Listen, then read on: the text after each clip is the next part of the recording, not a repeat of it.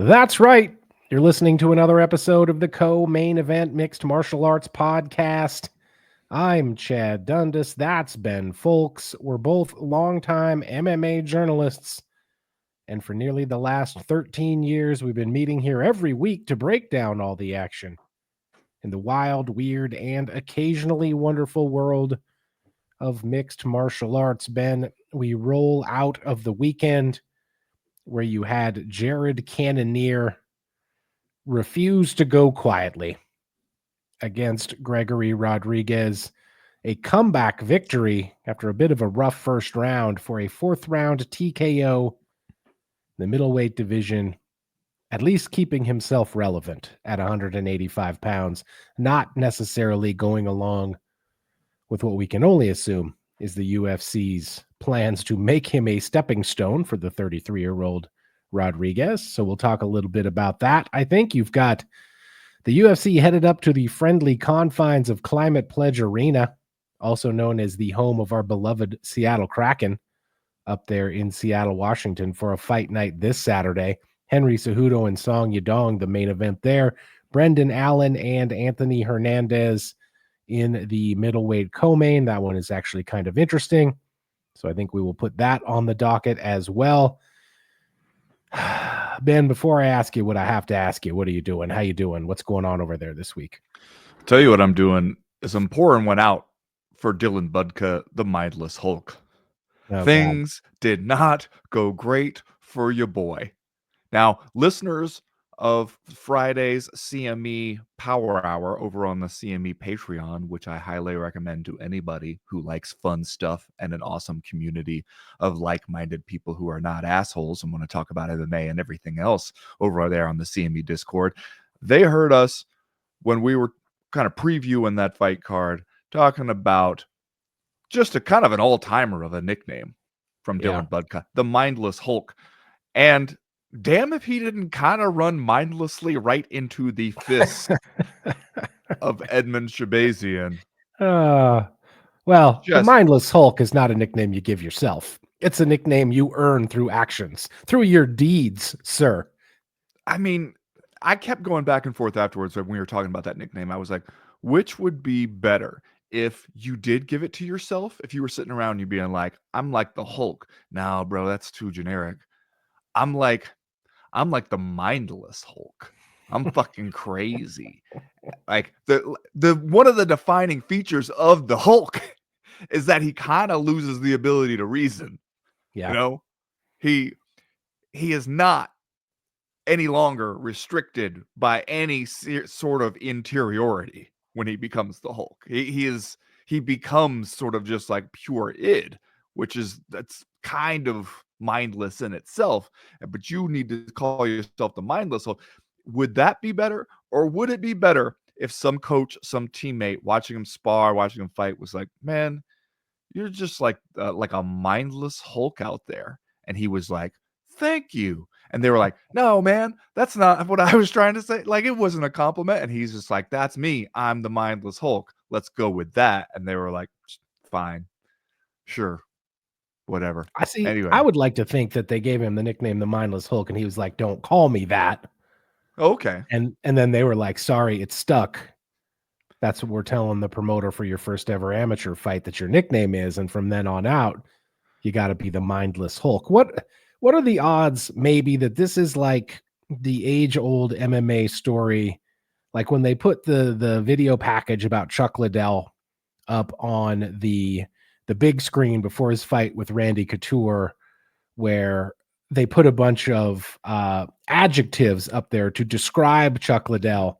Read aloud by Charles Mask Lewis, the late Charles Mask Lewis of Tap Out.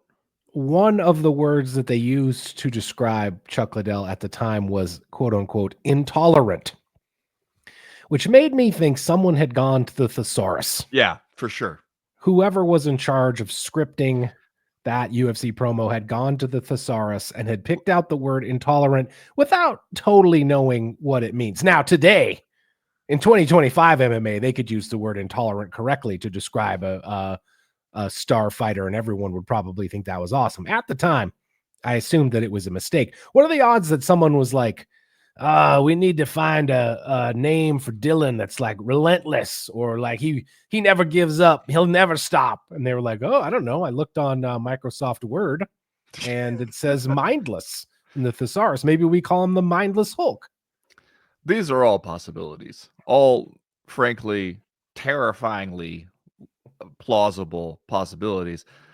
The takeaway though is that he mindlessly goes out there, gets clocked by Edmund Shabazian, put away in just a little over 90 seconds in the first round. So, I mean, I guess one way to think of that is Edmund Shabazian, still somehow only 27 years old, back in the win column. That seemed to be kind of what we were doing with this fight to begin with. I did also want to point out from this past fight card, I sat here on our $20 we never want to see again segment, also on the I don't Power know Hour. why you keep bringing this up on this show when most of the people who are hearing you right now didn't hear you place these bets. That's why I'm bringing it up, so they know how smart I am. It's just, I don't it's see a how that's hard for non-sequitur. you to understand. That's the whole It's a purpose of me non bringing it up. sequitur. That's the purpose of me bringing it up now, is so that I can say I was right. Those people didn't hear me beforehand be right. You hate it. You hate that I'm right. I sat here, I said, oh, Angela Hill and Ketlin Souza, two closely matched women's strawweights, are going to have themselves a fight. Let me go ahead and place one of Ben's favorite crazy prop bets that the fight will end via split or majority decision. And what happens, Chad? What happens? I'll tell you what happens. Angela Hill wins that joint by split decision. Fuck you, pay me. Fuck you, pay me. First of all, when I saw this on the results that night, I was so mad because I I know knew you that were. I was I going to know have you to were. hear I know you this just sat there gloating. shaking your head like, oh, God damn it. But you know that this is a sun shining on the dog's ass situation, I don't right? know Like that. Frankly, I do not know that. if you place a prop bet on a split or majority decision occurring enough times, eventually the broken clock is going to be right twice a day. And that's the situation that we have here right now. Do you know what the foolish man does when he hears the Tao? He laughs. Okay. You don't understand what you're seeing, and that's fine. That's fine. Mhm. That's what I expect, I guess. You act like I'm just going out here every single week and betting the split majority I decision mean, prop. you I'm not pretty doing that. much are. I'm not You doing pretty much that. are. No, there's a science. There's a process behind it. I looked at the fighters involved. There was not an accident. I picked these two fighters off of this fight card. It was, in fact, the only split or majority decision on this fight card. I correctly selected it. I'm now enjoying the fruits of my labors, which frankly, this conversation right now, you being mad when you see that I was right, that's worth more to me than the money. I'm just like this, the process, the scientific process that you use is there a women's strawweight fight on this card? Not That's the necessarily. process. I mean, if I see an Angela Hill fight, she's been in a lot of split decisions.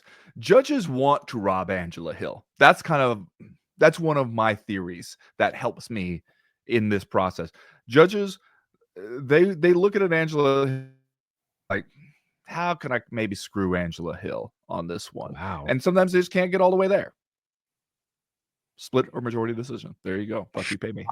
Shocking allegations made on this episode of the co-main event podcast. I'm gonna make a Facebook reel of this that says Ben Folks rips judges. Ben Folks exposes judges. That's what it'll say. Ben Folks alleges mass corruption and fraud.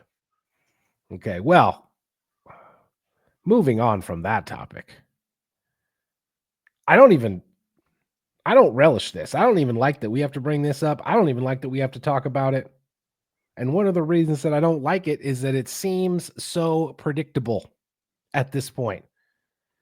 Ben, what in the hell is going on with Jonathan Dwight Jones now? What is going on with him now? I mean, don't we know? Don't we kind of know what's going on? Jesus, John, what now is what I think when I see this Instagram live video come across my feed. What now, John? What now? This is a predictable pattern that we have seen come up again and again, is that Jon Jones will get a fight, get in fight camp, be, at least pretty focused on his fight camp, in the gym all the time. That's when we're posting clips of lifting weights with the chains on. We're posting clips from the gym, talking about how all the sparring partners, everybody, the teamwork makes the dream work. God bless. We're coming for the top. Then he goes out there and he wins the fight every fucking time. So that's another part of the pattern. Enjoying his win, and already we're talking about what's next. And then a couple months go by. He goes home. Maybe he lacks a clear sense of purpose in the immediate aftermath of that win. We don't know who he's going to fight next. We don't know when he's going to fight next. These days, we don't know if he's going to fight next. So there's a little bit of downtime. And what has always been the worst thing for Jon Jones's personal life is downtime. The man gets himself into trouble if he has too much time to just kind of sit around and hang out. Now, this is at least a different kind of trouble. Normally, it's like, Oh man, you say that like it's better. Well, at least Oh, this is no. a different kind of trouble. No, At least well, this is a kind of trouble we haven't fully explored yet with Jon Jones. What now? I mean, if it was just getting drunk and crashing his car into something, we'd be like, we've been here before. We know what to make of this. This one is him on like Instagram Live doing the thing where he's outside, he's walking on the street. It sounds like you can hear him, like what sounds like his feet crunching on snow. And he is holding the phone down while recording his own face as he's walking around talking about how he wants to kill somebody. He seems to have someone specific in mind. He mentions being very disappointed in them. He mentions And going on a trip. You go on a trip, you get disappointed, I believe is what he says. do you think it means a literal trip? What now, John? What now? It just okay, here's was one of my first thoughts, and I feel cynical saying this out loud. When Dana White sees this, when somebody's like, "Hey, did you happen to see John was on the IG live?" And it wasn't to stream himself playing video games. Like, did you happen to see what he was up to? And Dana's like, don't tell me until I finish my weird green smoothie of electrolytes and weird shit RFK made up for me. But okay, fine. I'm ready. Hit me with it. And there you go. He seemed to be out in the streets in the middle of the night talking about how he is disappointed and wants to murder somebody. And is there a part of Dana White that goes, ah, yes. So we have reached that phase. Now the negotiations should get a little easier soon. Because this is also part of the pattern, right? Is that Jon Jones has a hard line he wants to stick to in upcoming fight negotiations with the UFC. He knows what he's worth. He's not going to accept less than that. And then something happens. Something happens that creates some bad headlines for him. And then he is a little more motivated to just kind of say yes, get back in there, take a fight, and get people to start talking about him for the fighting stuff and not whatever else is going on in his personal life. That kind of, while it's a headache for the UFC in some ways, that part of the process has probably been better to them. That Jon Jones, when he gets himself in trouble, then maybe gets a little easier to deal with on the negotiating side. Is there a part of Dana White who hears this and goes like, okay, so we should be getting a signed bout agreement with Big Tommy Aspinall here in the next 6 weeks? It's the middle of the night. He looks and sounds like he is intoxicated. He says, this is the quote, "You go on a trip and get pissed off, disappointed, and as a dad, you just want to kill him." Now, this is the version of this quote that I have seen in print. But if you actually listen to the recording, to me, it is unclear what that last word is, because it says kill them, em, meaning kill them, in the transcriptions that I read. But it sounds to me like he could just as easily say kill him or kill her. To me, it's inaudible, that last word. As a dad, I was like, so first time I heard it, because I saw the same thing where it's like I saw the transcription and I heard the audio and I was like, I'm not totally sure on all these words. But also, what if this is just a scenario where Jon Jones took the family on a trip? And as we're both dads, we've both taken families on trips. Sometimes it gets frustrating. Is this Jon Jones taking a cool off walk because we took the kids all the way to the water park, the indoor water park, and maybe the them or the him is the uppity teenage lifeguard who is like, no, I'm sorry, sir, the water park, it closes at 10 p.m. You cannot stay here with your family all night. And he was like, but I went on the website. I was assured if I paid for the VIP bracelet, and they kick him out. And then, you know what, maybe a more responsible and mature Jon Jones, instead of blowing up at somebody, he takes a walk to cool off and then decides to stream it live on Instagram. I mean, I like that you keep kind of trying to look on the bright side here. That's me. That's just me. Yeah. Yeah, sunny disposition I'm a positive guy. I mean, what are the odds that he is speaking entirely figuratively here, right? Like, as a dad, you want to kill him. Like, maybe the trip is not even a physical trip. It's a trip of the heart. It's a figurative trip. You go on the trip of parenthood.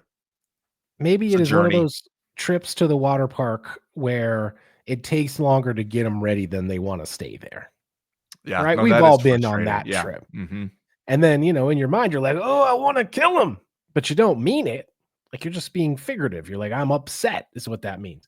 When Jon Jones says it out loud, because of his history, we assume the worst, right? Yeah, we always have to assume the worst with Jon Jones. And that's where we are now. And as you said, as I said, the worst thing about it is how entirely predictable it is. And just that if we can recognize these patterns in Jon Jones's life, can he not? Can't I mean, I'm sure people around him by now must have said, okay, Jon, congratulations on winning the fight. Enjoy this weekend. Enjoy the celebration. You earned it. But beware, because I think we've learned, I think we all know that this next period where we don't quite know what we're doing yet, we don't know what the next move is, where the focus has shifted. We were thinking only about this fight, and then we won the fight, and now there's a little bit of unstructured time ahead of us. That has been a problem in the past. What are we going to do differently this time, Jon, to make sure we don't have those same problems? Somebody must have said this at some point to him, right? You'd think. God, if not. At least a judge should have probably said this to him by now. Somebody in a court of law has probably said this to him. What now, Jon? I suppose it's a developing story, though it may not develop. We'll see what happens. I don't know at this point. 3 dead outside water park. If that's the next development, damn it, then we really won't get that Tommy Aspinall fight. And what do you think of your Tom Aspinall and you see this stuff? Like, I'd like to imagine Tom seems kind of nonplussed about everything. Do you think that he looks up from the phone, looks over at his dad and says, oh, he's taking the piss, isn't he? That's probably what he does, right? Says he's taking the piss, isn't he? He's having a laugh. He's having a laugh, isn't he, Dad? I think he thinks that there's no way this fight is happening. That's probably what he thinks. Remember, you're listening to the Co-Main Event Podcast proper. This show drops every Tuesday afternoon for free in your timelines and your podcast libraries. But if you want even more of the Co-Main Event, you can find Ben Folks and myself all week over on Patreon. Hit us up at patreon.com/co-main event and get loads of extra audio and video content, as well as access to our official Discord message board where they're talking fights and a lot of other stuff all the time. Hit us up at patreon.com/co-main event. We got a bunch of handy tiers of patronage. Join the team. Patreon.com/co-main event. Another way you could support the show is by going to our merchandise shop at co-mainevent.com and click the link at the top of the page that says shop. You can find all the t-shirts, the hats, the hoodies, lots more over there. You can pick up the best-selling Daddest Man on the Planet coffee mug while we can keep them in stock. We got Dundasso t-shirts. We got Bobby Nux t-shirts, Volcamania t-shirts. We got it all. Go over to the website, co-mainevent.com, and click the link at the top of the page that says shop. As always, we partner with our guy, Johnny Ashcroft, on the shop. He is a designer from Portland, Oregon. We can't recommend him highly enough for all your design needs. Hit him up at studiosuperconductor.com or on Instagram at Studio Superconductor. Right now, like we always do about this time, let's do a little bit of listener mail. Listener mail. First piece of listener mail this week comes to us from pre-Woodstock Sly Stone. Okay. So he writes, this makes me feel like Spider-Man holding up both ends of the web here by saying this, but did you guys see Makhachev's interview on not wanting to give Topuria a title shot at 155 pounds right away? Does this mean the only way this fight would happen is if Bilal is able to beat Shavkat and hold on to the belt at 170? Or does it? Question mark. Bilal unfollowed everyone on Team Habib after Makhachev's comments. How do you see this saga playing out and rank the potential permutations that you would want to see? And then he goes on to say Islam versus Topuria, Islam versus Shavkat, Bilal versus Islam. So I'm trying to connect the dots here. Is what we're saying that instead of giving Ilia Topuria a shot at the 155-pound title, Makhachev would like to move up to 170 and fight for the title, but that he will only be willing to do that if Bilal Muhammad beats Shavkat, that boy good Rachmanov? Are those the dominoes that we're setting up here? I think what we're saying is that Islam would be more likely to move up if Bilal is no longer the champion, because they've trained together. I don't know, how much you want to say they're friends or whatever, but that they've been training partners. And so, okay, I see. That he would not want to fight his sort of teammate, but he would be more likely if Shavkat were to be the champion, then he'd be more likely to go up. To me, if you're Islam Makhachev, what fucking reason would you have for not wanting to fight Ilia Topuria? I guess I can see the case if you're like, look, man, I've fought the last featherweight champion twice and beat him both times. And the thing that happens kind of inevitably is if you're the bigger champion and you win those champ versus champ fights, you don't get as much credit because people are like, all right, you were the bigger guy. And the other thing, though, is that as we've kind of already seen with Makhachev, it's not like there are a ton of fresh, interesting matchups right now at lightweight. So if he wants to go up and become a welterweight now, then fine. But then that means vacating the lightweight title, at which point then it's Topuria versus TBD, especially if a lot of this hinges right on, does Topuria want to go up in weight, or is he starting to feel physically that he has to go up in weight, that the cut to 145 is getting to be too tough for him? Because he's in a similar situation, right, where you beat the two greatest champs in recent memory in that division. Who else are you going to fight? You're going to get into some rematch territory. Not as interesting. To me, from this series of options presented to us by pre-Woodstock Sly Stone, Islam versus Ilia Topuria is the most interesting fight there to me. Yeah. Just because, I mean, Islam should win that. But this has been the whole thing with Ilia Topuria, is he's been so fucking good, beating up everybody. A part of me wants to see him in a fight where I think he should lose, just to see if he's good enough to win that one too. You know? Is what Makhachev is saying here, do you think maybe he just doesn't want to make 155 anymore? Like he potentially is done with that and just wants to go up to 170, and that's why he doesn't want to give him the shot? I don't know. I agree with you. I feel like Islam versus Topuria or Islam versus Shavkat Rachmanov, frankly, are the most interesting fights on here. And I would say Bilal versus Makhachev is the third most interesting. I think that they are all good fights. I would watch any one of them, but I agree. It seems like we perhaps have been led to expect and believe that we might get Topuria versus Makhachev, and maybe that's the reason why we want to see that one the most, and or we would feel somewhat let down if that didn't happen. But in terms of fan popularity, pay-per-view receipts, you sharing in the pay-per-view buys, as far as like a superstar type matchup that's going to create a lot of buzz. If I'm Islam and I'm thinking about the bank account, I'm thinking about what's going to be the hottest selling ticket of these options. It's Islam and Topuria, man. yeah, Topuria is a fucking big star. He has a lot of star qualities about him. He electrifies people, and he has that ability to sort of reach outside the bubble to get viewers that you wouldn't normally get. Shavkat Rakhmonov, that boy good. We know this, but he does not have that ability. Bilal Muhammad certainly does not have that ability. As much as we might like him as good a fighter as he has shown that he is, he does not have that widespread popularity among fans. Ilia Topuria does. And I think you sell way more pay-per-views with Islam versus Topuria than you do with any of these other options. And if you are getting a piece of those pay-per-views, that should be the part that matters to you the most. Next question this week comes to us from Clarence Cooper, who says, under the headline of stuff we probably shouldn't dignify with our response, but will anyway, did you guys see Connor teasing that Fedor might sign with BKFC? Please tell me this is a Coke-induced hallucination. Thanks. Ben, Fedor Emelianenko is 48 years old. I have one thing to say. You leave that man alone. Yes. God, you leave yes. Fedor alone. Don't do this. You know why I don't do this? Because I might have to watch it. And that feels unfair to me.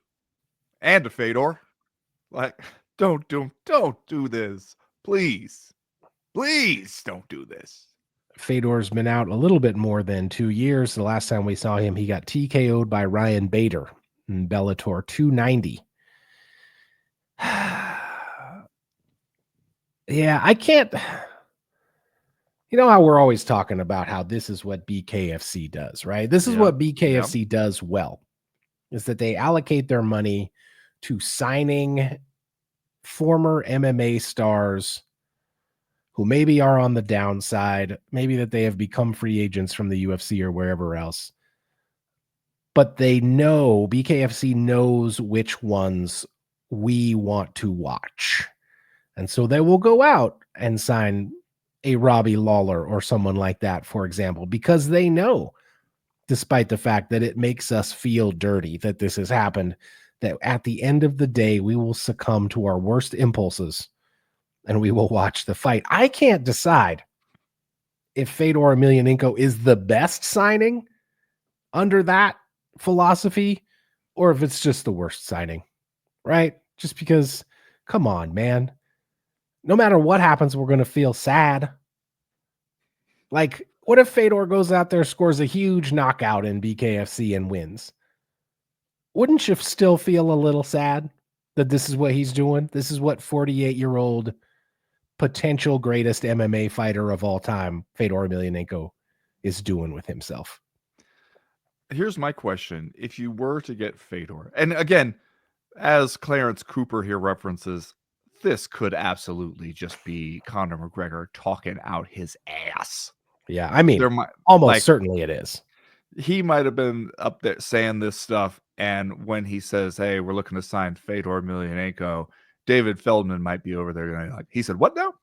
What? Oh, come on. Cut his mic, you know? But if you were to sign Fedor to BKFC, who would he fight?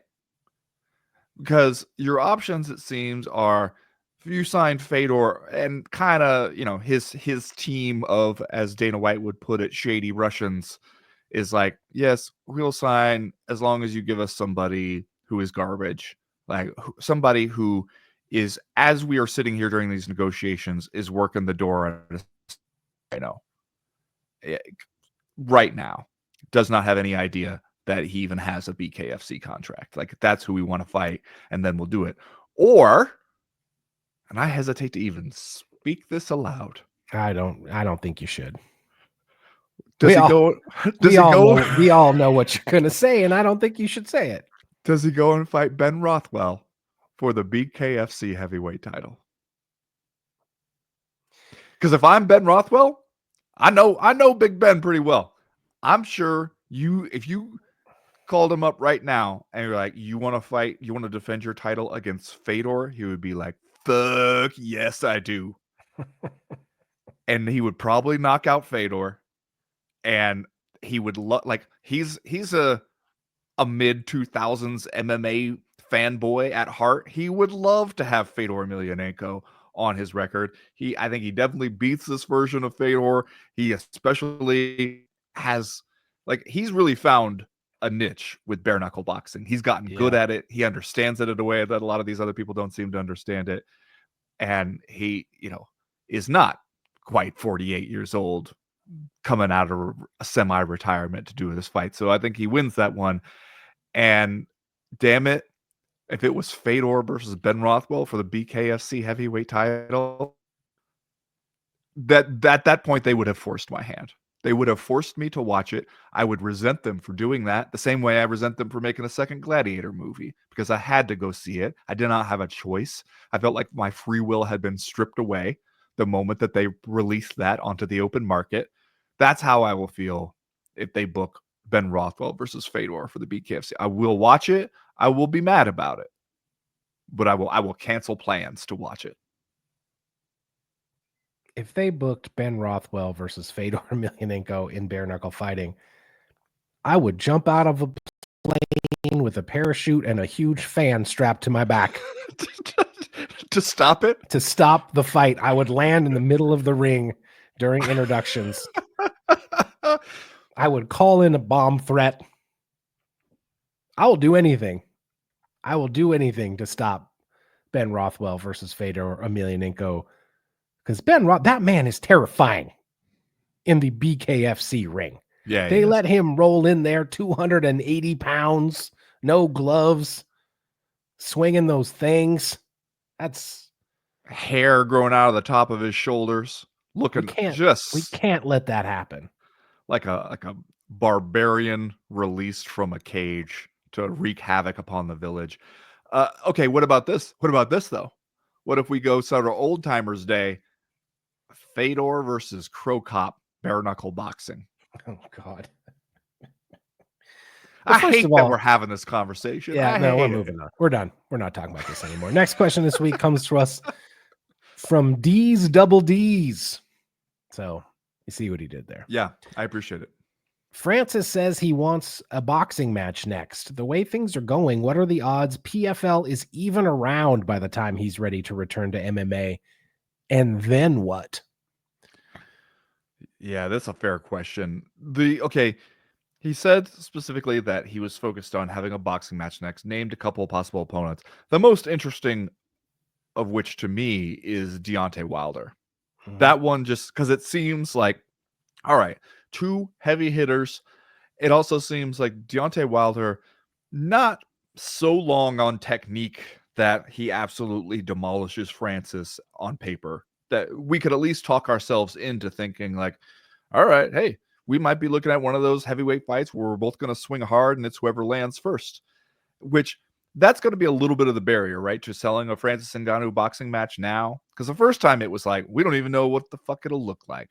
He goes in there, he looks surprisingly good against Tyson Fury, drops him, goes to a very close decision and loses. And we go like, well, all right, now you can kind of turn around and do anything with the next boxing match, because we were so pleasantly surprised. We're like, if that was the guy's first boxing match, shit, who knows how much better he might be in his second boxing match. But then he went out there against Anthony Joshua and just got wrecked. And that was the moment where we all kind of collectively went, oh yeah, this is probably how it was supposed to go. When a guy who was not even a particularly technical heavyweight striker in MMA goes and boxes against the best boxers in the world immediately. And then he comes back to MMA, wins a fight, kind of a y'all must have forgot performance there, and then says, I want to go back there and do another one of these incredibly lucrative boxing matches, and can you blame him? Deontay Wilder seems like the perfect opponent for where he's at right now. But I also agree that not only in terms of timing, like how long would it take to get a Deontay Wilder fight, do that fight, and then recover from that enough to plan for the next MMA fight. And with PFL, who knows what their staying power is at this point. But also with Francis, his age at this point in his career, with some of the money he's been banking, there's a good chance any of these could be the last one. If he goes out there against Deontay Wilder, especially if he were to lose and lose badly again, if he were to get knocked out again, it would be entirely reasonable for him to be like, thanks for the cheese, I'm done. Yeah. The Anthony Joshua fight just makes me feel scared to have Francis Ngannou go out there and fight a heavy-handed, legitimate professional boxer of any variety. If that's the thing he can do to make the most money, I guess she should go do it. But as a fan, just watching it happen, I would be very nervous. I don't want to see him get so badly knocked out again. If he can get similar money for fighting like a Rico Verhoeven or someone who might not be as dangerous of an opponent, I would feel more comfortable with that. I hope that if the PFL goes away, I hope that Francis really would just retire, right? Because I don't want to see him do BKFC. I don't think he would have to. I would hope he would choose not to. I don't want to see him go over to the geriatric fight league, be on the Toledo Anacondas or whatever teams they got over there. And I don't think, we never say never in the fight game, but I don't think that there could be a deal reached with the UFC at this point. So I would hope that he would just sail off into the sunset with his millions at that point. Yeah, me too. Or fight Fedor in bare knuckle boxing. Last question this week comes to us from Darkwing Duck, who writes, now it's Aaron Pico who is in the news asking for his PFL release, saying he'd rather go fight in the UFC for all the most obvious reasons, and specifically blaming Don Davis for keeping him in PFL against his will. If Davis were to hire the CME consulting service to get the PFL out of this mess, what would you recommend? This is a tough question. It is. This is a hard one. How does PFL get out of its current jam, where basically at this point it is seen as holding these fighters as hostages, essentially, holding them in PFL against their will? Yeah, because we've seen this before with when the MMA community sort of makes up its mind about you that you're a villain, that you're a bad guy in one of these scenarios, it's hard to turn them around, especially if you're on the business side of things and you are not Dana White with his cult of personality as like an old right bro. The thing for Don Davis is he seems to want to present himself as, I am the sober-minded businessman of the MMA space. I am not the wild carnival barker that they have over there in the UFC, that I am just sort of the boardroom guy. Maybe the boardroom guy who doesn't even like to sit around watching fights for fun. But that's kind of how he seems to want us to view him. But that's not necessarily going to make it any easier for you to convince people that you are not the fight promoter, sort of using little tricks to try to get out of living up to the terms of contracts that you own and wasting fighters' time. Once enough people say this about you and people get it in their heads, it's not like he has charismatic, magnetic personality that is going to turn those people around. So I think your options are, one, Don Davis goes full heel. He's just like, ha. Yes, I will waste Aaron Pico's time. And I don't know what step 2 of that plan is, to be honest with you. Or it's a perfect opportunity to do some sort of pro wrestling type storyline where somebody else takes over, at least as a public face, from Don Davis. Somebody else for PFL steps in and is just like, you know what? No, I have seized control of the PFL. Here's how we're going to do things now. Fuck Don Davis. Like somebody really comes out hard and is just like, what Don Davis, he was running this company into the ground. I'm taking over. And even if no actual meaningful corporate structure has changed, it's somebody else to be the guy out front saying this stuff. Because right now, to the extent that MMA fans have heard of Don Davis, it's fighters talking about how mad they are at him. Yeah. I would actually love that if we ran some kind of an angle where Shane McMahon shows up in the ring on Monday night and says he just bought WCW or whatever. It is a little bit unfair, seemingly, that the PFL and Don Davis specifically are being raked over the coals and establishing this negative profile with MMA fans for kind of doing shit that the UFC does all the time, right? Like the UFC keeps these guys under contract and in many ways kind of lets them cool their heels almost as a regular business practice. So much so that we've become to expect it from them, where we're basically like, well, you want to go do something else? No, you can't, because you're locked into these incredibly draconian UFC contracts we all know about. I'm not sure the PFL is doing anything all that different from that. Well, I mean, at least the UFC would nominally offer you a fight in the UFC at a certain point. They wouldn't just hold you under contract and be like, we're not letting you fight, but we're not letting you fight elsewhere either. And I also think that one of the reasons the PFL is taking this shit for it is because it's like, you went out and bought, I mean, like a non-cash deal or whatever, but still, you went out there, you acquired Bellator, and you acquired all these fighters with it. And then you don't want to do anything with those fighters. And so people go, what the hell? What's the point? Why bother? And it's like the UFC, when they acquired Pride, had some plans for those fighters, a lot of them right away. And then even the ones where it was like Mark Hunt, they wanted to pay him off to go away. And Mark Hunt was like, no, I would like to fight in the UFC. And they eventually were just like, okay, fine. And that worked out for everybody until Mark Hunt got mad and sued them on this ongoing story there. But when I was working on that story about the PFL and about all the people who were mad at the PFL, and this is one of the things I heard from people, they were like, say what you will about the UFC, but at least they will honor the contracts. Now, they will also use the contracts as a weapon against you at times, but they will honor the contracts that they have with you. And the PFL seems to be looking for any way to avoid doing that with these Bellator fighters. All right, that's going to do it for listener mail this week. If you have a question, comment, or concern you want to air to the podcast in future weeks, you know how to do it. Go to the website co-mainevent.com and click the link at the top right-hand corner of the screen that says email the podcast. That will get you in touch with us. We're going to talk about Jared Cannonier a little bit and perhaps look ahead to this week's UFC Fight Night over there in Seattle right after this.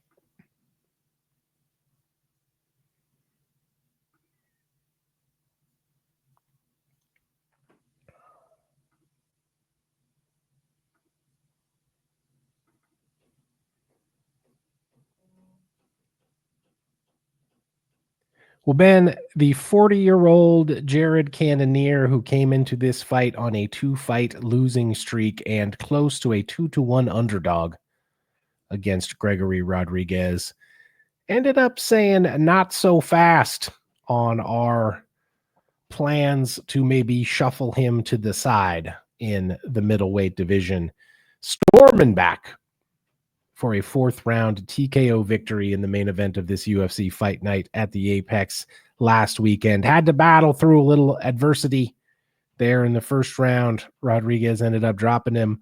We have a back-and-forth affair through the next few.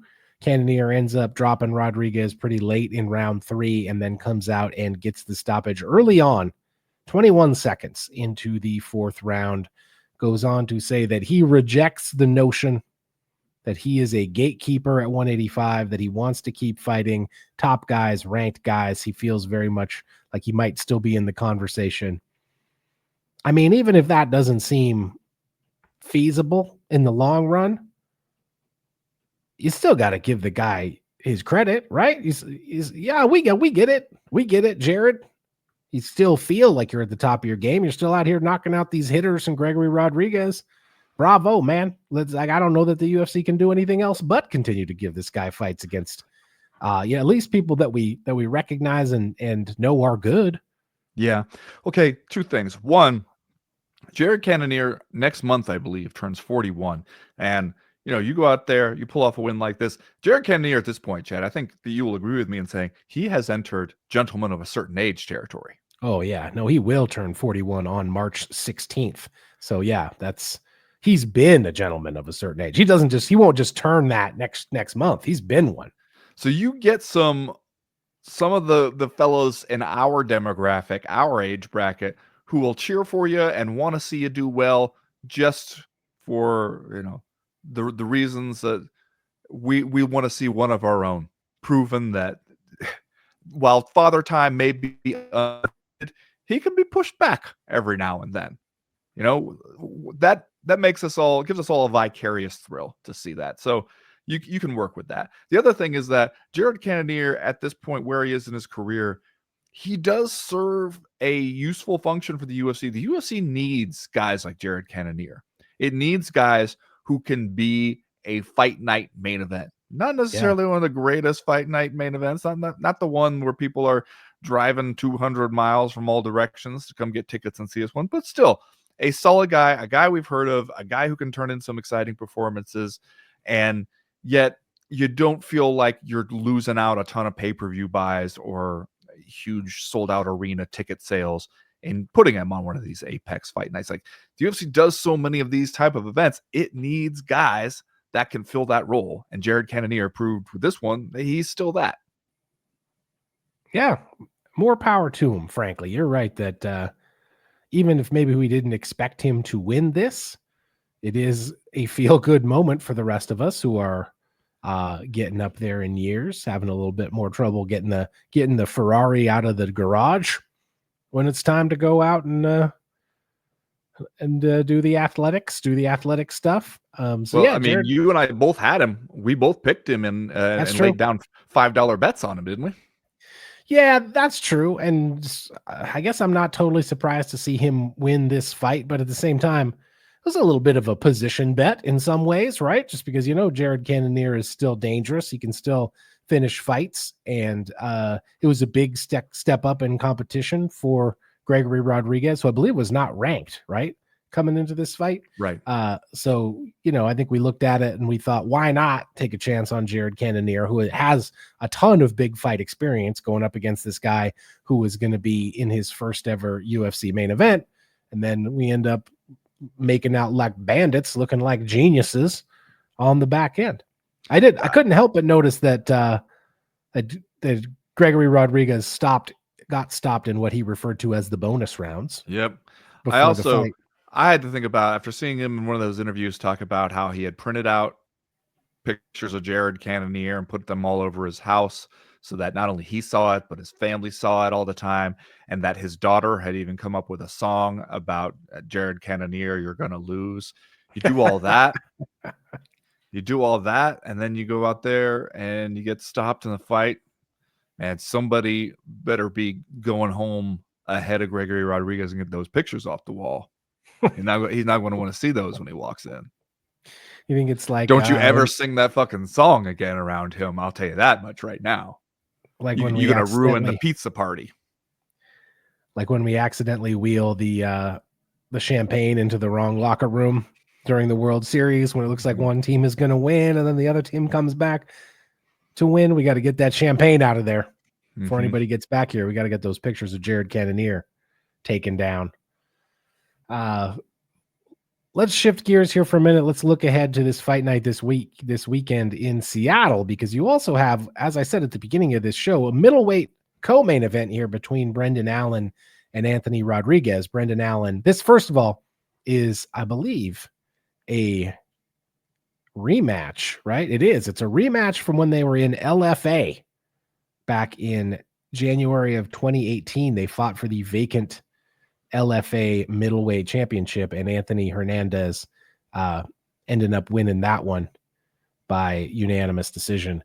Brendan Allen had been riding a long win streak. He had won 6 or 7 fights in a row prior to meeting up with Nasruddin Imavov in September of last year. And we have come to realize Nasruddin Imavov is pretty good.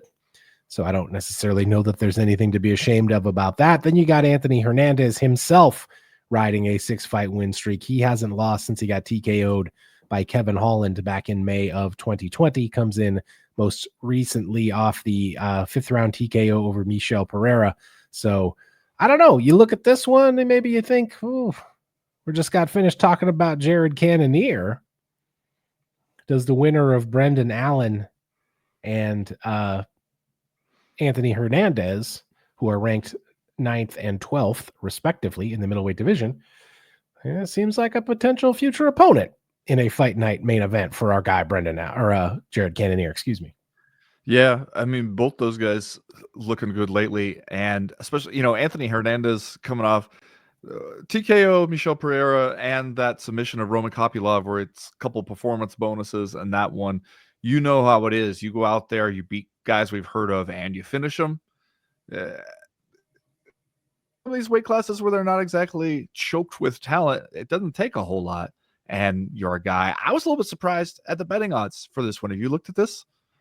I just tried to look, but for a moment I got sidetracked seeing the fact that DraftKings has odds on Jon Jones versus Tom Aspinall scheduled for Wednesday, December 31st at 10 p.m. So, well, that's just trying to cover us as like they'll fight sometime this year sort of thing. So they also have Conor McGregor and Dan Hooker appearing on that same card. Okay. That's not a card on a Wednesday. They're just saying the year. Wednesday, December 31st. What Jon are Jones the odds? Plus 120. They're actually both, the odds in both fights are the same, if that tells you anything. Okay. Jon Jones and Dan Hooker are both plus 120. Conor McGregor and Tom Aspinall are both minus 142. Man, give me Dan Hooker to beat Conor McGregor in a purely fictional fight right now. But I know Brendan Allen, like, you lost to Nasruddin Imavov, but like you said, that boy kind of good is one thing that we're learning lately. And still, you look at the odds, and Anthony Hernandez is like around a 3-1 favorite, maybe a little less than 3-1 favorite, depending on where you're looking at, to win this one. So that is interesting to me, and will be an interesting one to see how things shape up in the middleweight division. How about the main event here, though, Chad? Song Yadong and Triple C, Henry Cejudo. I kind of maybe didn't even realize it until I was sitting back and thinking about it today, that Henry Cejudo has not won a fight since coming back out of retirement. That is true. That is true. Although I think we need to mention the guys that he lost to are both pretty good. And Aljamain Sterling, a split decision against Aljamain Sterling, and then Merab Dvalishvili, who the current champion, who has had a close one in his last fight, but at the same time, well, we haven't really seen anybody be able to hang with Merab when you have to play Merab's game. And Henry Cejudo is, you could argue Merab is like the worst possible matchup for Henry Cejudo. Yeah. Yeah, no, that's true. Like, but that's kind of, if you're Henry Cejudo, you were the champion when you retired. You were maybe expecting that the UFC would try a little harder to talk you out of that retirement decision. And instead they were like, well, all right, we'll see ya. All the best. And before that, when you had been a UFC champion in 2 different weight classes, and you are Olympic gold medalist, like, he really did have a strong claim to being one of the greatest combat sports athletes of all time. And so then to retire and then do the thing where you're basically on Facebook, like, one like and I'll unretire, and then you hit like and you're like, all right, guys, I'm back. And then come back, and like, you're not gonna be fighting guys way down in the rankings. The UFC is not that interested in trying to build you back up anywhere. They were just like, all right, you're back. Okay, let's put you into some of these big fights right away, see what you got, and also see if we can't use your name to boost up somebody else who we think has more of a future. So you lose those 2 fights. Now you turn around. Henry Cejudo is ranked 7th. Song Yadong ranked 8th. In this one, where Henry Cejudo himself a little over a 2-1 underdog here against Song Yadong. it does seem like we're kind of saying we don't know how much more Henry Cejudo is really going to do. We think this might be one of those retirements that looks like a bad idea in retrospect. Let's see what we can squeeze out of him before he goes back into retirement.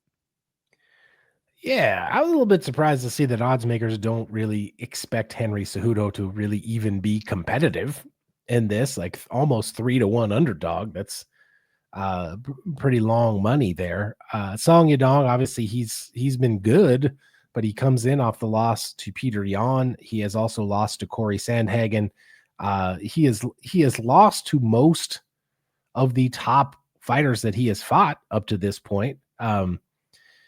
Granted, he is 27 years old, and you're right that the UFC probably sees him as the guy who has more runway and more possibilities still out in front of him. But I was kind of surprised to see those odds, frankly, and maybe it's just because odds makers were paying close attention in those last two, and despite the fact that he lost to very, very high level competition, maybe they think, Henry Cejudo obviously slowing down here. It would be a big win for Song Yadong, I think, still, even though Cejudo is diminished maybe both in physical skills and in how we look at him.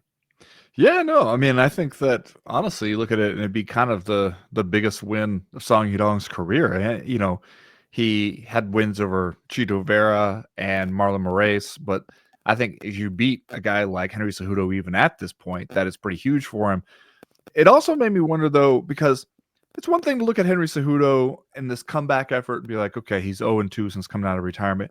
He also is 0-2 against guys who are very good wrestlers, who skill set to negate exactly his strongest skill set. Yeah. And I don't know if Song Yadong is that,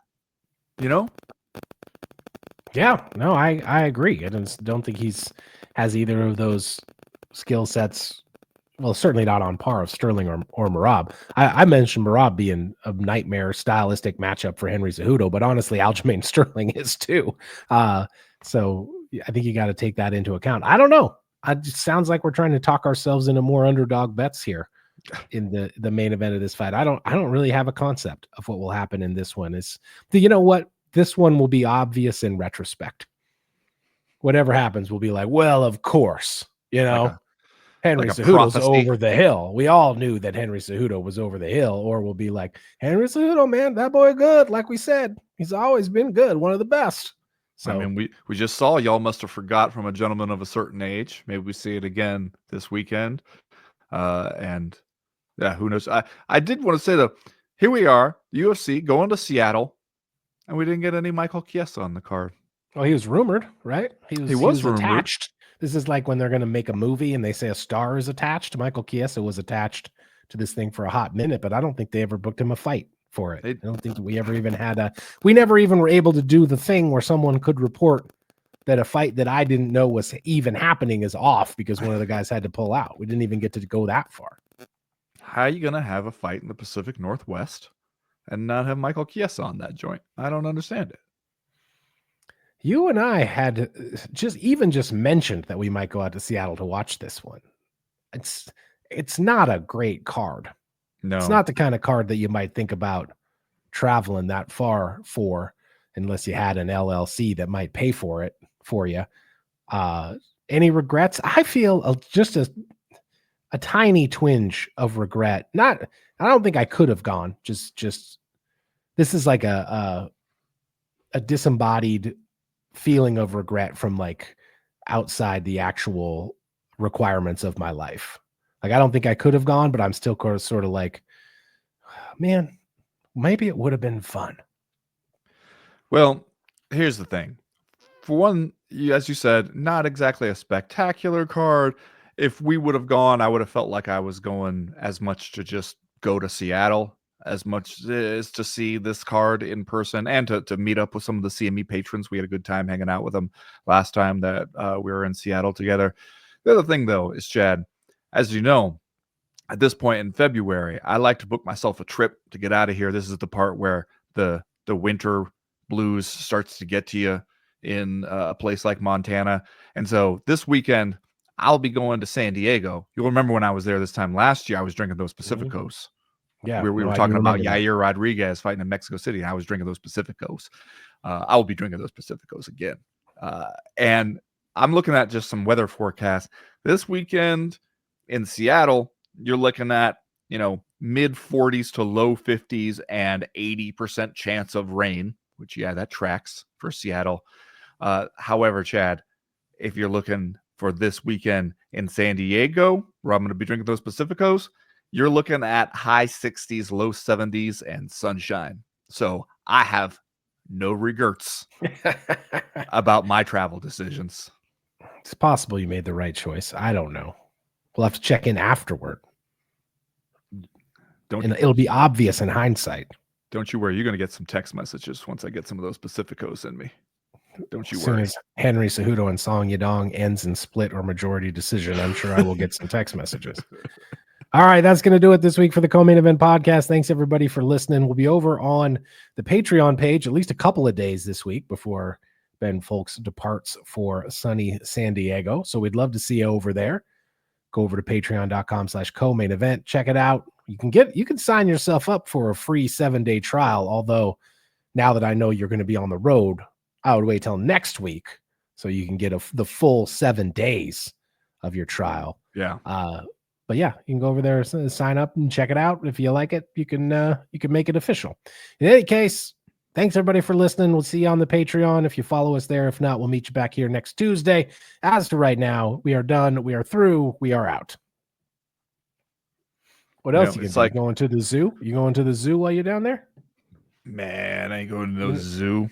You're not going to go drink a Pacificos at the zoo? You know how much they're going to charge you for a Pacifico at the San Diego Zoo? You take out a second mortgage, man. I guess that's probably right. I'll tell you, I'm going to be sitting there eating a fish taco, looking up every once in a while at the TV to see Andre Fili and Melquizael Costa in a featherweight prelim bout as I'm stuffing my face full of food and drinking those Pacificos. Listen to the sound of the waves on the beach. I would hope if that's the case, it's just because you randomly happen to be in a place that is showing Andre Fili's fight and not that like you planned it out. I'm not going up and down the street sticking my head into locations like, you guys showing Andre Fili versus Melquizael Costa?